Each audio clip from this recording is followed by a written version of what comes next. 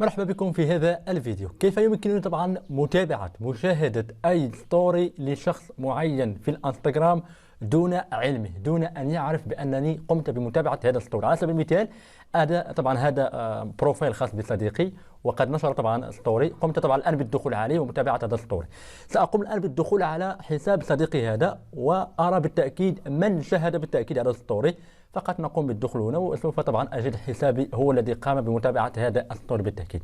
ولكن أنا أريد متابعة هذا الستوري دون أن يعرف هذا الشخص. مثلا كل ما عليك فقط هو أخذ اليوزر نيم الخاص بهذا الشخص، مثلا يعني صديقك، تقوم بالذهاب إلى البروفايل الخاص به بالتأكيد في هذا المكان في الأعلى، يعني أحمد صبر الدين 10، هذا هو اليوزر خاص بصديقك، تقوم بوضعه في هذا المكان.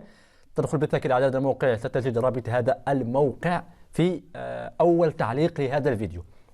تقوم بوضع اليوزر نيم، تقوم بعمل فحص يعني، وتنزل في الأسفل وستجد طبعا الستوريات الخاصة بصديقك وتتابع أي ستوري وتقوم بتنزيله بشكل عادي وطبيعي دون أن يعرف، لأنك ليس أنت داخل بحسابك بالتأكيد.